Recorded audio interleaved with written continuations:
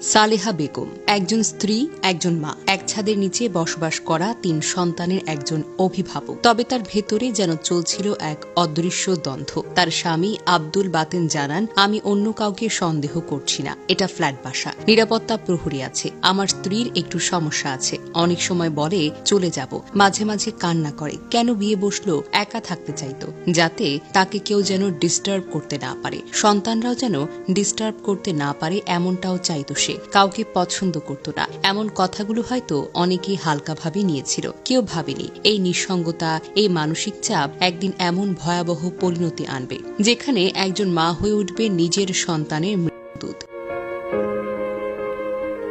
স্বজনরা জানান, মালিহার মাইগ্রেনের সমস্যা ছিল, তবে তার মানসিক ভারসাম্যহীনতা ছিল কিনা তা নিশ্চিত নয়। এমনও হতে পারে তিনি ডিপ্রেশনে ছিলেন এবং সময় মতো সাহায্য পাননি। অবচেতন মনে তার সন্তানদের তিনি দেখেছেন বাধা হিসেবে, নিজের একাকিত্বের শত্রু হিসেবে। এভাবেই হয়তো ধীরে ধীরে তার ভেতরে জন্ম নিয়েছে অন্ধকার। প্রশ্ন থেকেই যায়, একজন মা কিভাবে এতটা হতে পারেন? এই প্রশ্নের উত্তর হয়তো আমরা কখনোই পুরোপুরি বুঝতে পারব না, এতটুকু স্পষ্ট, সালেহা সাহায্য চাইছিলেন, কেউ তাকে শোনেননি।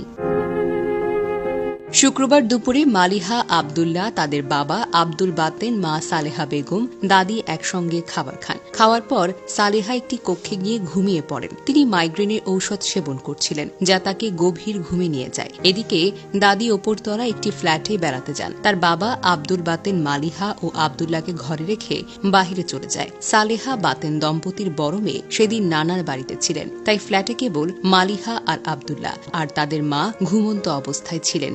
বিকেল ৪টার কিছু পরে সালেহা ঘুম থেকে ওঠেন। এরপর তিনি ঘরে থাকা একটি বই নিয়ে তার ২ সন্তান মালিহা ও আব্দুল্লাহকে কুপিয়ে হত্যা করেন।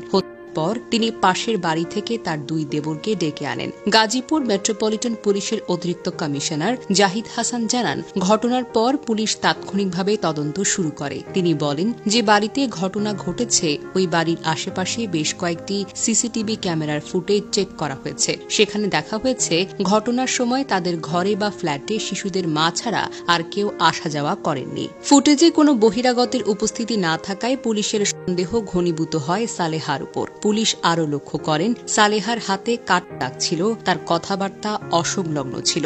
এই কারণে শুক্রবার সন্ধ্যায় তাকে জিজ্ঞাসাবাদের জন্য আটক করা হয়। জিএমপির অতিরিক্ত কমিশনার জাহিদ হাসান বলেন, মধ্যরাতে প্রাথমিক জিজ্ঞাসাবাদে সালেহা বেগম নিজের ২ সন্তানকে হত্যার কথা স্বীকার করেন। তবে কি কারণে তিনি হত্যাকাণ্ড ঘটিয়েছেন সে বিষয়ে তিনি কোনো স্পষ্ট তথ্য এখনো দেননি। পুলিশ এখন গভীরভাবে তদন্ত করছে, যাতে পেছনের উদ্দেশ্য, সালেহার মানসিক অবস্থা সম্পর্কে